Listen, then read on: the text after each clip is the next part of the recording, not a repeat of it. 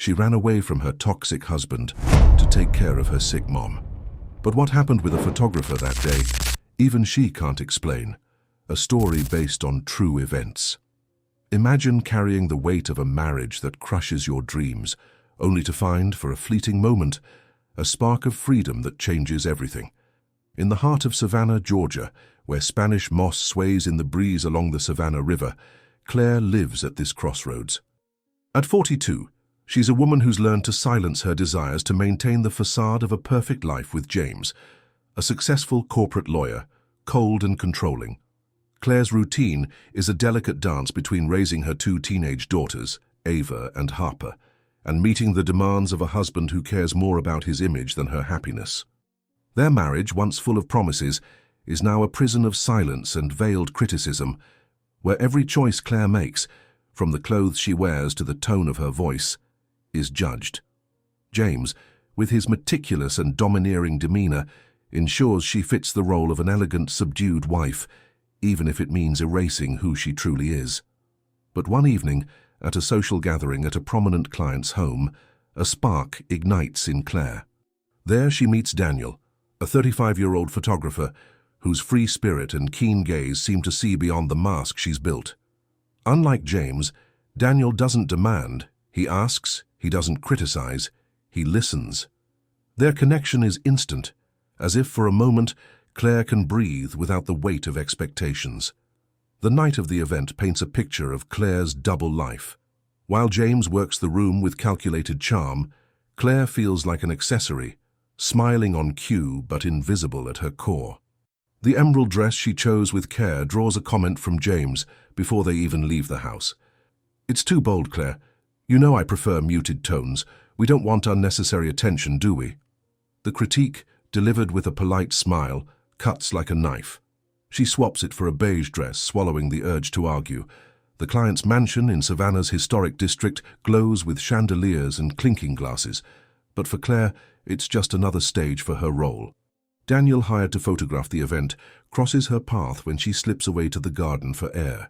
He's adjusting his camera, capturing the silhouette of live oaks against the starry sky, when he notices Claire, alone, staring at the horizon. "You look like someone who'd rather be chasing stars than mingling in there," he says with a smile that asks for nothing in return. Their conversation flows with an ease Claire hasn't felt in years. Daniel shares stories of his travels as a photographer, how he loves capturing moments others miss, like the way light dances on a weary face. Claire, hesitant at first, finds herself talking about her old love for sketching, a passion she abandoned after marriage when James deemed it a hobby that doesn't pay the bills.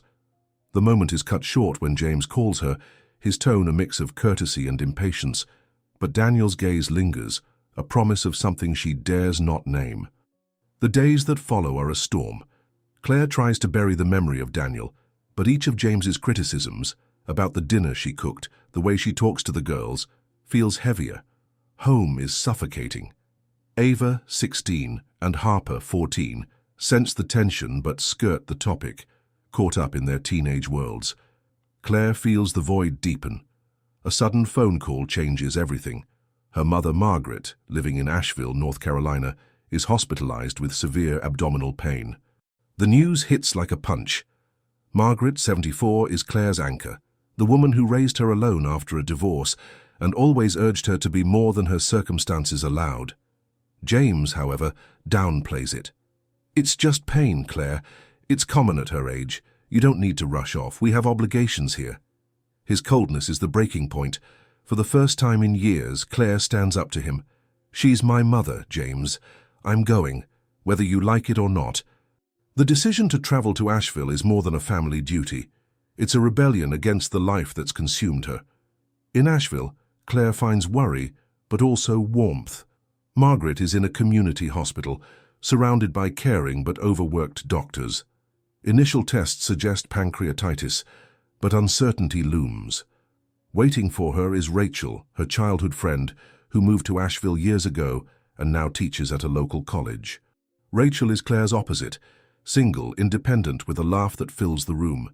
She takes charge, arranging hospital logistics, bringing snacks for Claire, and, most importantly, offers a shoulder to lean on. They spend nights talking, reminiscing about their youth when they dreamed of road trips and grand adventures. Rachel sees the weight in Claire's eyes and calls it out. "You're not happy, are you, Claire? What's going on with you and James?" Claire hesitates but spills the truth about her marriage, how she feels invisible, how the emptiness is eating her alive. Rachel doesn't judge, just listens, and plants a seed. "You deserve better, friend. It's not too late to start over." The words linger, but Claire pushes them aside, thinking of her daughters and the stability James provides. By chance, Daniel shows up in Asheville. He's there for a project, photographing the lives of artisans in the Blue Ridge Mountains. Their reunion happens at a cozy coffee shop where Claire sips a latte, waiting for hospital updates. Daniel walks in, camera slung around his neck, his smile lighting up the place. "Savannah, now Asheville. The universe must want us to keep bumping into each other," he teases. Claire laughs, a sound she hasn't made so freely in months. They talk for hours, and Daniel persuades her to join him for a shoot at Biltmore Estates Gardens, a green haven in the city. There, as he photographs wildflowers and kids playing, Claire feels alive. At his urging, she tries his camera, snapping a few shots and rediscovering a piece of herself she'd forgotten. Daniel praises her, not with empty words, but with genuine excitement that makes her blush. The day ends with a sunset painting the sky pink, and Claire, for the first time in years, feels her heart race, not from fear, but from possibility. Back at the hospital, reality crashes in.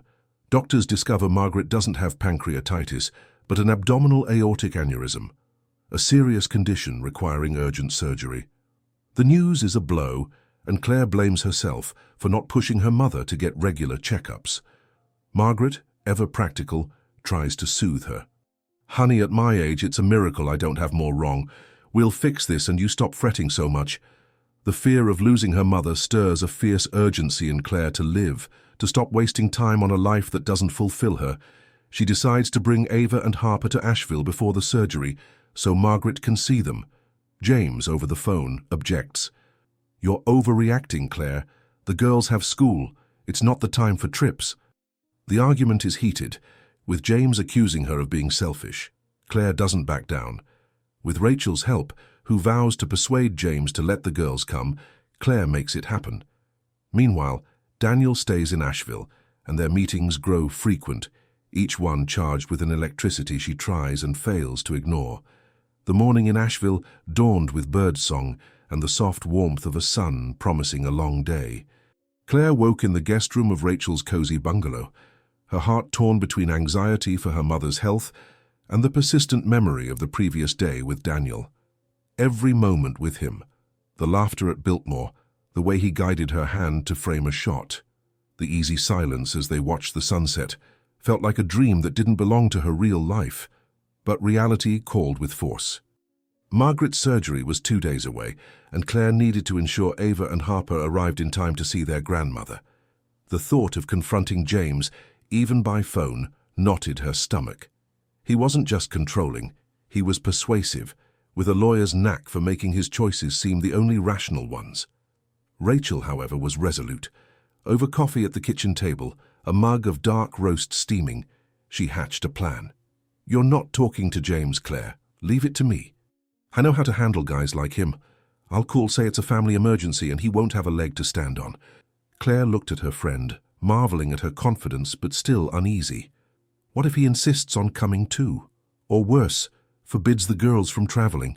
Rachel laughed, shaking her head. "Forbid he can try, but I'm more stubborn than he is. And if I have to, I'll pull the emotional card. Guys like James hate looking heartless in front of others." The plan felt risky, but Claire trusted Rachel. She always had a way of bending situations to her will, like when, as teens, she talked their principal into cancelling a test with a passionate speech about student stress. While Rachel made the call to James, Claire walked to the hospital a few blocks away.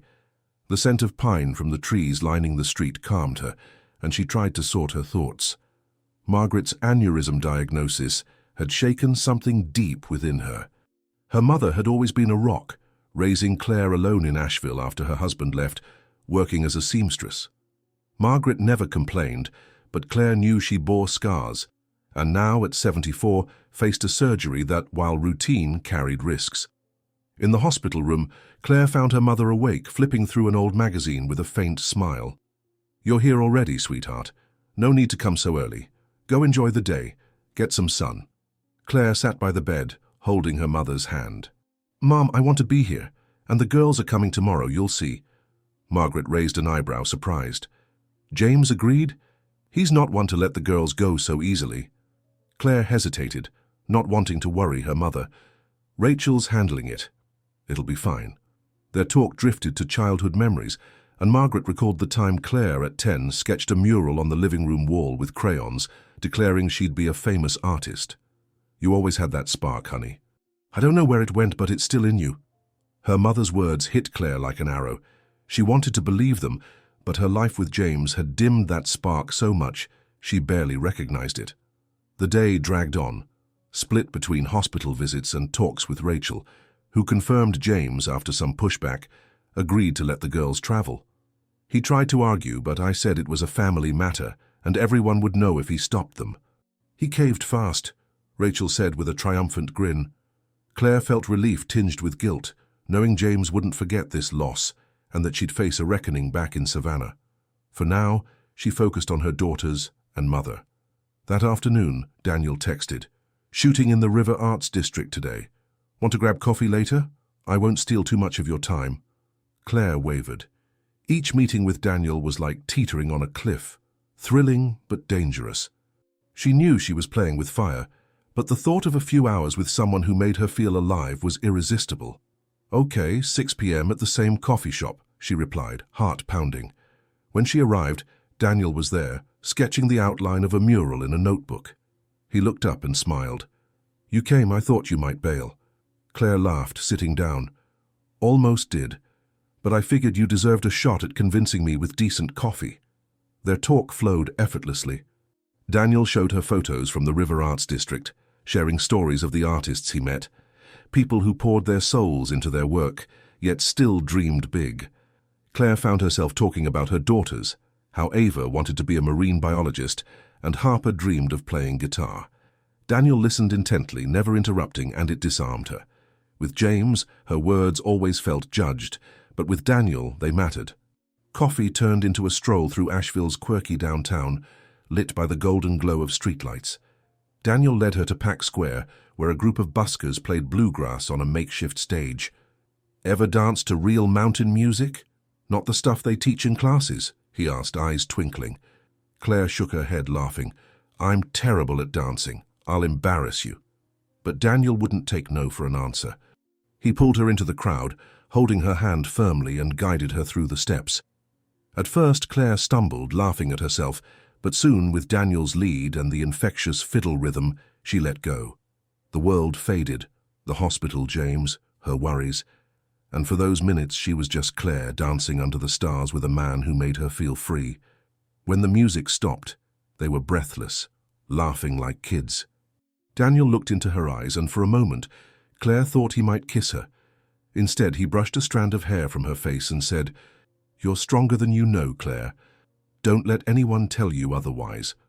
The words struck her like lightning, and she felt a warmth in her chest that wasn't just from the dance. Back at Rachel's, Claire found her friend cooking a comforting dinner. Collard greens, cornbread, and fried chicken, the kind of food that warmed the soul. Over the meal, Rachel asked about the outing with Daniel. Claire tried to play it cool, but her flushed cheeks gave her away.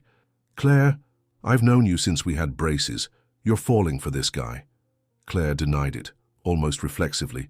"It's not love, Rachel, it's just... he makes me feel different, like I can be myself again." Rachel placed a hand on hers. "Then why fight it? You deserve to be happy, Claire. It's not selfish to want a life that makes you smile." Claire fell silent, Rachel's words echoing Daniel's. But the thought of leaving James, of dismantling the life she'd built for her daughters, felt like a leap into the void. She changed the subject, asking about the girl's arrival, and Rachel assured her everything was set. That night, lying in bed, Claire couldn't sleep. She thought of Daniel, the dance, the way he made her laugh, but she also thought of James, her daughters, her mother. Margaret's surgery was a reminder that time was finite, and she didn't know how much she had left to find courage. The next day, Ava and Harper arrived in Asheville, brought by Rachel from the airport. The reunion was emotional, with the girls rushing to hug Claire, talking over each other about the trip and asking about their grandmother. At the hospital, Margaret lit up seeing her granddaughters. "My girls, you've grown so much I hardly recognize you." She held their hands, sharing stories of their childhood, while Claire watched, her heart full. But the girls' presence also brought new pressure. Ava, ever perceptive, asked Claire alone, "Mom, are you okay? You seem different." Claire smiled, brushing it off. "Just worried about Grandma, sweetie. It'll be fine." But Ava didn't seem convinced, sensing a shift in her mother she couldn't yet name. That afternoon, Daniel visited the hospital, bringing a bouquet of wildflowers for Margaret. "Heard you're the star of this place," he said, earning a grin from the older woman. Claire was surprised but grateful. Daniel's presence, even in such a tender moment, was a ray of light. He joked with the girls, shared tales of his photography adventures, and for a moment, the hospital room felt like a haven of warmth. When Daniel left, Claire walked him to the hallway. "You didn't have to come, you know, but thank you, it means a lot." Daniel looked at her, his gaze intense. "I came because I wanted to, Claire, and because I know you're carrying the world right now. If I can lighten the load, it's worth it." Before she could reply, he walked away, leaving her heart racing. That night, while the girls slept at Rachel's, Claire found an old notebook in a drawer. She began writing, not a diary, but scattered thoughts, as if talking to herself. She wrote about Daniel, the dance, her fear of change, and for the first time she admitted in words that she no longer loved James. The realization was terrifying but also freeing.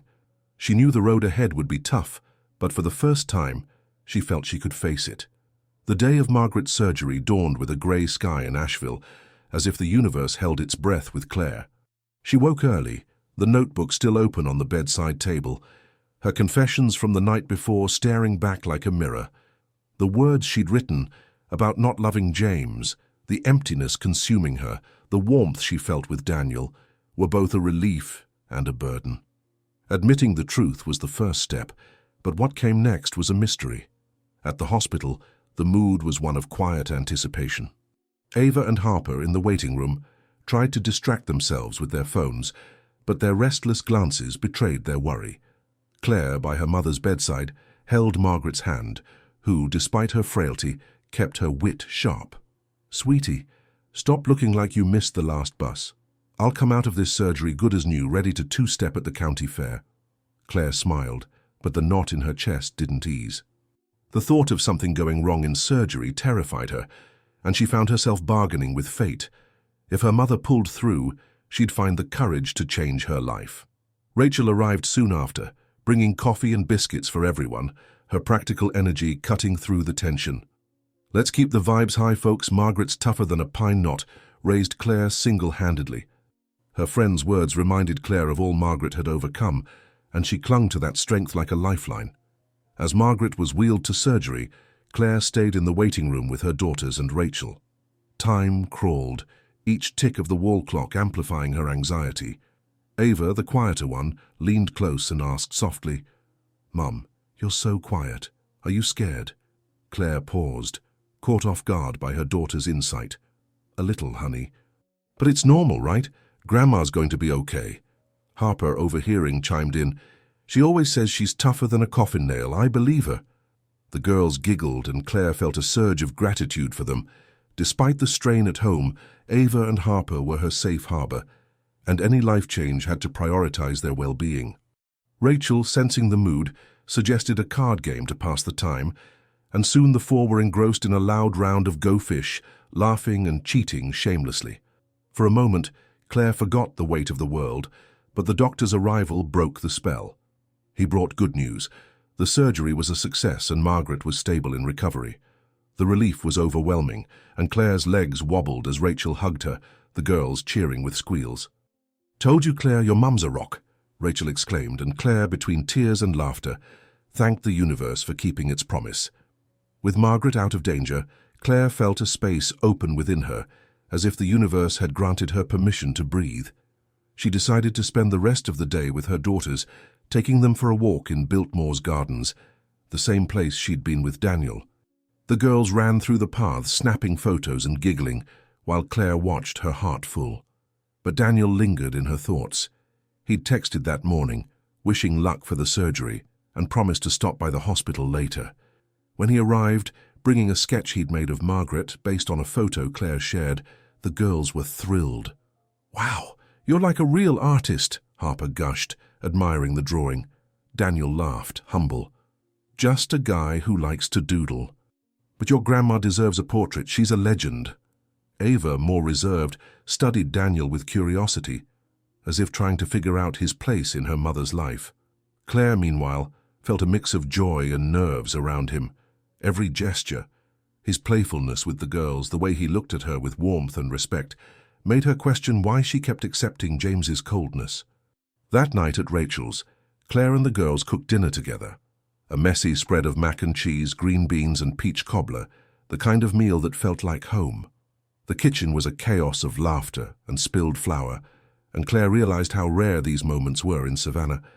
James always demanded formal dinners, everything pristine, and any mess was grounds for criticism. Here, with Rachel and her daughters, she could be imperfect, and it was liberating. After dinner, while the girls watched a movie in the living room, Rachel pulled Claire to the porch. "It's obvious Daniel's getting to you, Claire. Don't give me that just friends nonsense. What do you feel?" Claire sighed, staring at the city lights. "I don't know, Rachel. He makes me feel alive. But I'm married, I have the girls, a whole life built. How do I throw that away for a feeling?" Rachel shook her head, firm.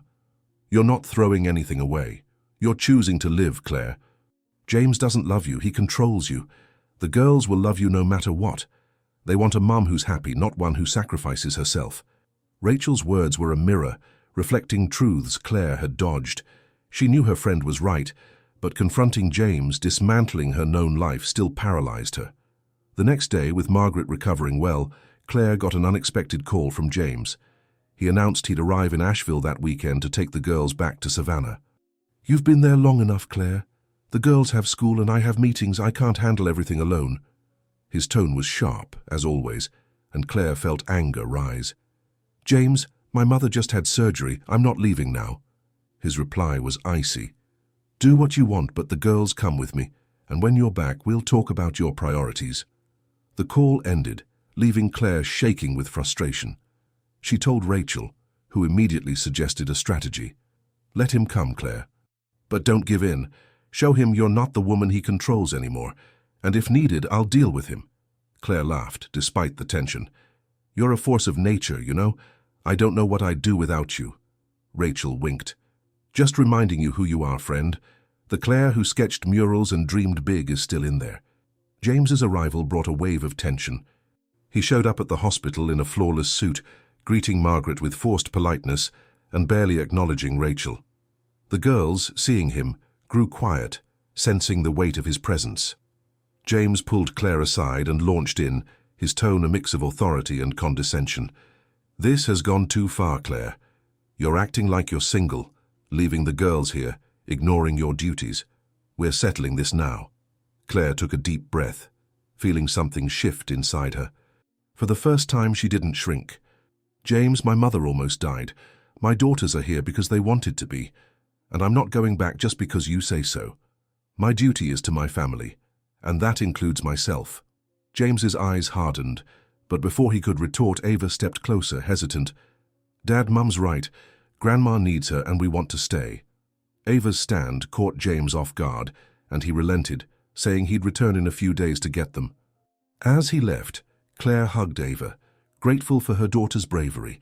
That afternoon, Daniel invited Claire and the girls to a photo exhibit he'd set up at a local art center in Asheville. The event was small but vibrant, with images capturing the soul of the Blue Ridge, artisans, landscapes, moments of joy and struggle. The girls were captivated, and Claire, seeing the photos, felt pride for Daniel. He introduced her to colleagues as a special friend, and the way he said it with a shy smile made her heart skip. Afterward, they went to an ice cream shop, and Daniel shared funny stories from his travels, making the girls laugh. Harper, always blunt, asked, "Daniel, you like our mom, don't you?" The question startled them both, and Claire felt her face heat. Daniel, calm, replied, I like people with big hearts like your mom. She's special. The answer satisfied Harper, but Claire knew the girls were starting to notice something. As they walked back to Rachel's, Daniel briefly held Claire's hand, a quick but meaningful gesture. You're facing a lot, Claire. Just know I'm here no matter what you choose. She looked at him, torn between wanting to dive into this feeling and fearing what came next. That night, she wrote in the notebook again, but now it wasn't just confessions. She sketched a plan, not fully formed, but a vision of rebuilding her life, with or without Daniel, but definitely without James. The seed of courage was sprouting, and she knew she'd need to nurture it. The sun in Asheville shone with renewed intensity, as if celebrating Margaret's recovery and Claire's quiet awakening. After the successful surgery, Margaret moved to a regular room, her spirit returning with exaggerated tales of her younger days that left the girls in stitches. Claire watched her mother with relief and awe, seeing how Margaret, even weakened, remained the family's cornerstone. But inside Claire, a storm of emotions brewed. The courage sparked by Rachel's words and Daniel's presence now demanded action, and she knew the inevitable clash with James loomed. The girls, Ava and Harper, seemed to sense their mother's shift. Harper, with her teenage candor, noted Claire seemed lighter, while Ava's knowing glances suggested she understood more than she let on. Daniel's warm, unassuming presence only complicated Claire's choice. Each moment with him reminded her life could be more than duties and silence, but it also made her question if she was ready to upend everything for a feeling so new and uncertain. The following days balanced hospital routines with stolen moments of joy. Claire spent mornings with Margaret, helping with small tasks and listening to her stories, now laced with subtle life advice. Honey, I raised you to be strong, not to fade for anyone. If James doesn't make you happy, he's not your savior. Only you can be that. Her mother's words, echoing Rachel's, carried the weight of someone who'd rebuilt her life alone after a failed marriage. Claire nodded, but the fear of the unknown lingered. Afternoons were for the girls, trips to the local arcade, browsing the artisan market, savoring their time before James returned.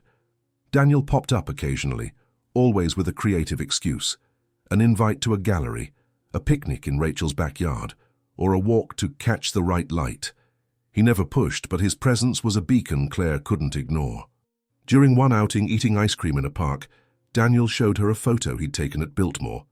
Claire laughing, hair loose in the breeze, eyes alight. This is you, Claire, not the woman always holding back, but the one who shines when she forgets to worry. She stared at the photo, barely recognizing herself, her chest tightening. Who was that woman, and how could she bring her back? Tension with James flared when he texted, announcing he'd arrive in 2 days to take the girls back to Savannah. No discussion, Claire. You've had your time. The girls come with me, and you follow soon. The message was classic James, blunt, commanding, no room for debate. Claire showed it to Rachel, who scoffed. He thinks he owns you, Claire. Time to prove him wrong. Rachel urged Claire to talk to the girls before James arrived, gently explaining she was considering changes for the family. Claire resisted, worried about the impact, but Rachel pressed. They're teenagers, not babies. They'll get it, especially if you're honest, and Claire, they love you. They don't want you miserable. Opening her heart to Ava and Harper was daunting, but Claire knew it was necessary. That night after dinner, she called them to Rachel's porch, where the starry sky felt almost magical. Sitting on wicker chairs, a pitcher of sweet tea on the table, Claire took a deep breath. Girls, I need to talk about something big. It's not easy, but you're part of this, and I want to be honest. Ava frowned while Harper tilted her head, curious. Claire went on, choosing her words carefully. I love you both more than anything, and everything I do is for your good. But I'm not happy with Dad. Our marriage isn't what I hoped, and I'm thinking about changes so we can live in a way that's lighter. What do you think? The silence was heavy, but Ava spoke first. Mom, I know Dad's kind of bossy. Sometimes he treats you like you're his assistant, and I hate it. If you want to change, I'm with you. Harper, eyes teary, added, I just want you to smile for real, Mom, like when you're with Aunt Rachel or Daniel. Daniel's name caught Claire off guard, but she smiled, touched by her daughter's insight. She hugged them, promising that whatever happened, they'd face it together. The talk with the girls gave Claire a strength she didn't know she had. The next day she focused on Margaret, who was well enough for discharge soon and spent time with the girls. Daniel surprised them with an idea, a trip to a nearby waterfall, Linville Falls, which he called a slice of heaven in the mountains. Claire hesitated, concerned about her mother, but Margaret insisted, "Go, honey, I'm fine with the nurses. You all need a day to breathe." Rachel backed her, promising to stay with Margaret. So Claire, Daniel, and the girls set off on an adventure. The waterfall was a stunning cascade over mossy rocks, framed by dense forest. Daniel snapped photos, Ava climbing rocks, Harper mimicking bird calls, Claire diving into the chilly water with a joyful yelp. The day was filled with laughter, stories, and comfortable silences, and Claire felt for the first time in years she was where she belonged. Daniel, noticing her ease, approached as the girls explored the trail. "You're different today, Claire. More you. What's changed?" She smiled, gazing at the water. "The girls. They gave me courage. And you showed me I can be more than I thought." Daniel took her hand briefly, the touch a silent vow. Returning to Asheville brought reality back. James arrived as promised, and their reunion was frosty. He greeted Claire with a curt nod, focusing on the girls, who seemed uneasy around him. At the hospital he played the concerned husband, but Claire saw the impatience in his movements. Alone, he confronted her. "You're different, Claire. These outings, these escapades, it's not you. What's going on?" For once, Claire didn't flinch. "What's going on, James, is I'm tired of living to please you. I want more for myself and the girls. And that doesn't include you dictating my life." Her words stunned James, and he laughed, mocking. "You think you can just throw it all away? Our life, our family? You're nothing without me, Claire." The words stung, but she stood firm. "I'm more than you think, James, and I'll prove it." The talk ended with James saying he'd take the girls the next day, but Claire had decided she wasn't going back to Savannah with him. After talking with the girls, who agreed to stay longer in Asheville, Rachel vowed to help negotiate with James. That night, Claire met Daniel at a small pub where a guitarist played folk tunes. They sat at a corner table, and the conversation grew intimate. Daniel opened up about his life, quitting a marketing job to pursue photography, losing his parents young, finding beauty in small moments. Claire shared her youthful dreams, the sketches she abandoned, her fear of failure. When Daniel took her hand, he didn't let go. "Claire, I don't know what the future holds, but I know I want you in it. Not as a secret, but as yourself, free." His words were everything she longed to hear, yet they scared her. She knew she was falling in love, but the weight of her marriage, her daughters, her built life held her back. Still, for the first time, she let herself imagine a future with Daniel. Not perfect, but real. Back at Rachel's, Claire wrote in the notebook, now listing practical steps. Consult a lawyer, find a place for her and the girls, resume sketching to support herself. Independence was daunting, but thrilling. She knew the fight with James would be brutal. He wouldn't accept a divorce easily. But the courage from her daughters, mother, Rachel, and Daniel made her believe it was worth it. As she drifted to sleep, the sound of crickets outside, Claire felt something she hadn't in years. Hope. The morning in Asheville brought a humid warmth that clung to the skin, but to Claire the day felt alive with new energy, as if the air hummed with possibilities. Margaret, now home from the hospital, filled Rachel's backyard with her laughter and stories, teaching Ava and Harper to make a peach cobbler she claimed could win any heart. Claire watched from the porch, coffee in hand, her heart warmed by her family, but restless with the choice she'd made the night before. The words shared with Daniel at the pub, the steps outlined in the notebook, the silent promise to herself, they set her on an irreversible path. She knew facing James and seeking independence would be like crossing a stormy river, but returning to a life of silence and criticism in Savannah was no longer an option. The girls, with their unexpected support, and Rachel with her unstoppable spirit, were her anchors. But Daniel was the spark that reignited something she thought was gone forever. He wasn't just a fling, he was a mirror showing the woman she could be, and that both terrified and thrilled her. The day began with James's visit to Rachel's, his rigid posture that of a man used to winning every argument. He demanded to take the girls back to Savannah immediately, citing their school and Claire's unnecessary prolonging of the situation. The conversation, starting in the living room, quickly grew tense. "You're acting like a teenager, Claire. This staying here, shirking your responsibilities, it's not you. Let's fix this and go home." His tone was calm, but laced with the authority that once made Claire fold. This time, she stood tall, fists clenched. "James, I'm not going back now.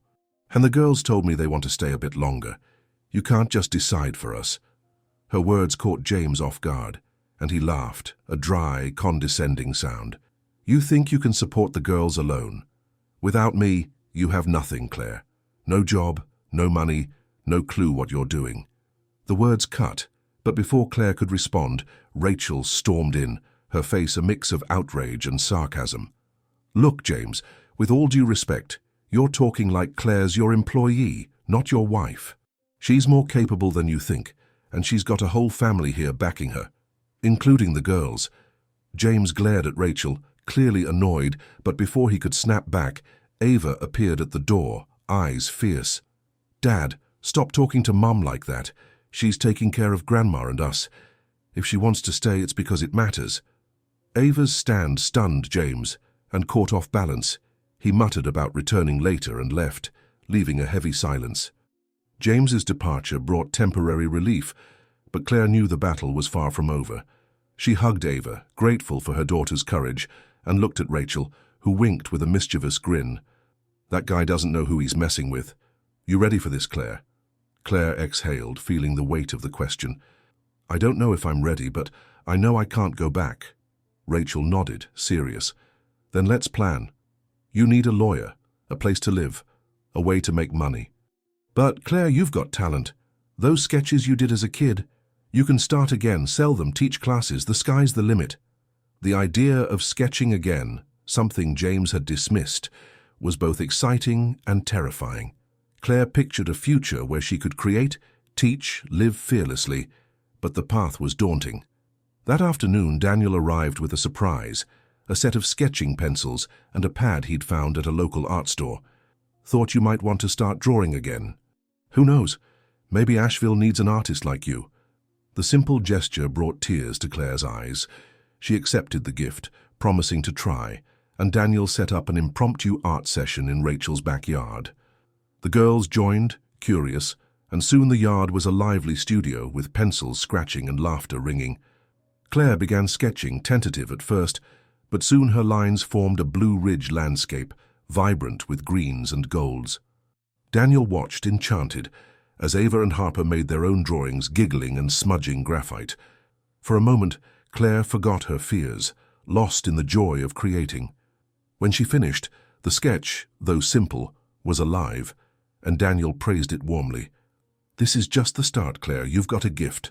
His words were a boost of confidence, and she felt for the first time she might rebuild her life.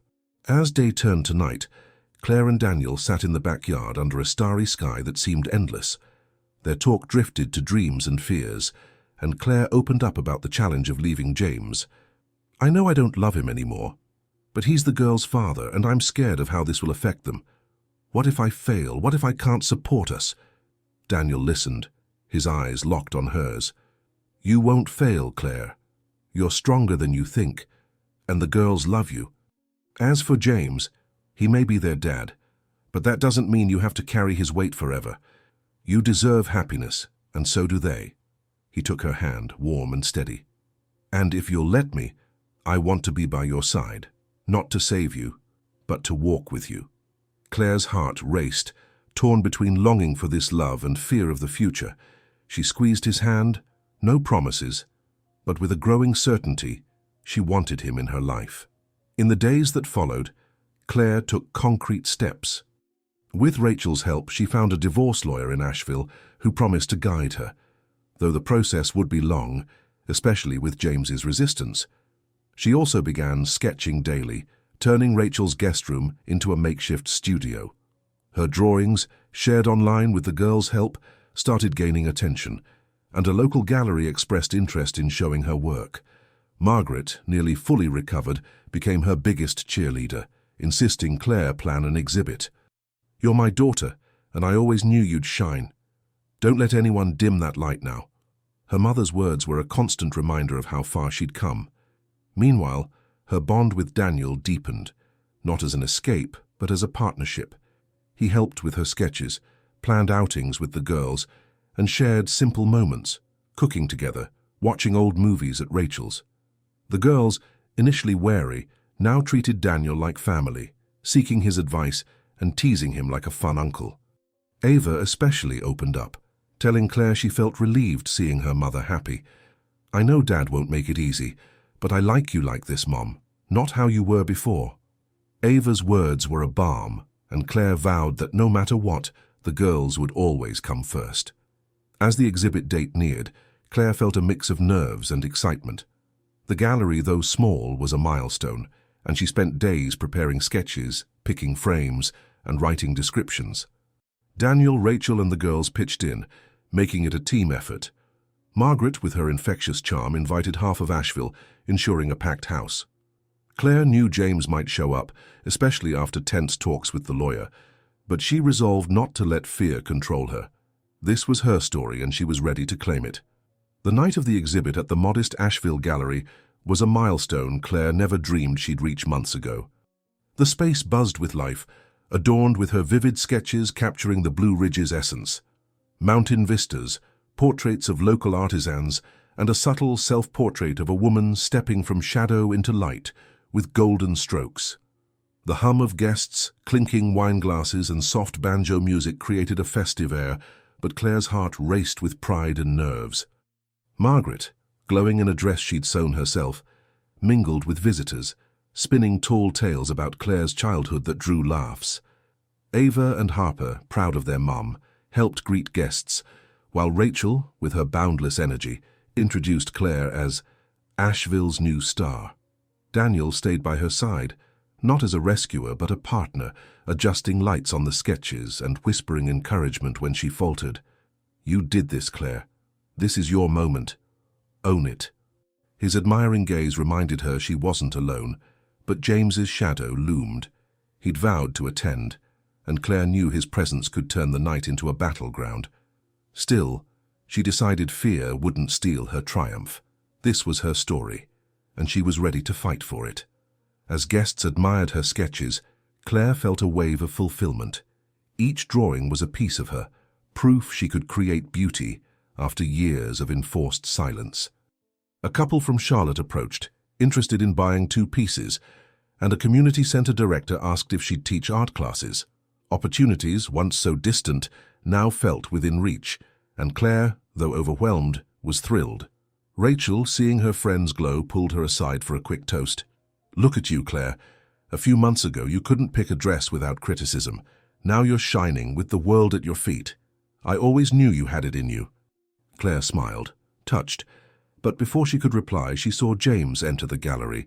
Impeccable in a grey suit, his face mixed scorn and curiosity. The girls, spotting him, exchanged looks with Claire, and Ava moved closer as if to shield her. Claire took a deep breath, squeezing Rachel's hand, and approached her husband. The talk with James started cool but civil, as if he were testing the waters. "So this is your big night, Claire? Doodling pictures like some starry-eyed kid?" His tone was sharp, but Claire didn't waver. "It's my night, yes, James. And it's not a childish dream. It's who I am, and I'm proud." He laughed, a cold, familiar sound. "Proud? You think this will support you and the girls? Without me, you're nothing. Let's end this game and go home." Before Claire could respond, Daniel stepped forward, his calm masking firm resolve. "With respect, James, Claire doesn't need you to be herself. She's got talent, strength, and a family who loves her. Maybe you should rethink what you're losing." Daniel's words made James stiffen, and for a moment, Claire feared an outburst. But Ava, with courage that stunned everyone, stepped up. "Dad, Mom's happy here. She was never like this in Savannah. If you care about us, let her be who she wants." Harper, beside her sister, nodded, eyes wet. The girl's words seemed to hit James, who for once had no comeback. He glanced around, noting the curious stares, muttered about talking later, and left, the gallery's buzz resuming. James's exit was a turning point. Claire felt relief so deep she nearly cried, but Daniel steadied her with a smile that said everything. The night continued lighter, and her sketches sold beyond expectations, with several commissions booked. When the gallery emptied, Claire, Daniel, Rachel, Margaret and the girls gathered in Rachel's backyard, under the stars to celebrate. Margaret raised a glass of sweet tea, toasting, "To my daughter, who found her way back to herself, and to our family, that never gives up." Laughter and stories flowed late, and Claire, looking at those around her, knew she was where she belonged. But the night held one more surprise. Daniel, eyes twinkling, asked for everyone's attention and pulled out a small notebook with a written note. "Claire, I'm not big on speeches, but you've changed my life. Not just for who you are, but for how you make me want to be better. I'm not asking for anything, just letting you know that wherever you go, I want to be there." He opened the notebook, revealing a sketch of a future. Claire drawing in a studio, the girls laughing, him nearby with his camera. The simple, loving gesture brought Claire to tears, and she hugged him, knowing this was the start of something true. The months that followed were transformative. Claire returned to Savannah with the girls, but not to James's house. With Rachel's help, who stayed temporarily to support her, she rented a cozy apartment in the Starland district, a vibrant, artsy area. The divorce, though tough, progressed with the lawyer's aid, and James, seeing he couldn't control her, eventually yielded, especially after the girls made clear they wanted to stay with their mother. Claire made the apartment a home, with colorful sketches on the walls and music always playing. She began teaching art at a community center, her work gaining recognition in exhibits across the South. Daniel, true to his word, moved to Savannah, opening a photography studio and continuing to capture stories with his lens. Their relationship grew, not as an escape, but a partnership of respect and trust. The girls, initially nervous about the change, thrived in the new setting, with Ava diving into marine biology studies and Harper starting a garage band with school friends. The most unexpected moment came on a sunny weekend, a year after the Asheville exhibit. Claire, Daniel, the girls, Rachel and Margaret, now splitting time in Savannah, gathered for a picnic by the Savannah River. Daniel, with a nervous grin, asked for attention and knelt before Claire, pulling out not a ring, but a small sketch he'd drawn of them together, with the girls and the river behind. "Claire, I don't want to tie you down, but I want to build a life with you. Not now, but when you're ready, will you marry me?" The surprise was so genuine that Claire laughed, cried, and hugged him as the girls cheered and Margaret clapped, saying, "About time." Claire said yes, not because she needed saving, but because she wanted Daniel as her equal, her partner. The celebration rolled on with music, dancing, and promises of a future filled with love and freedom.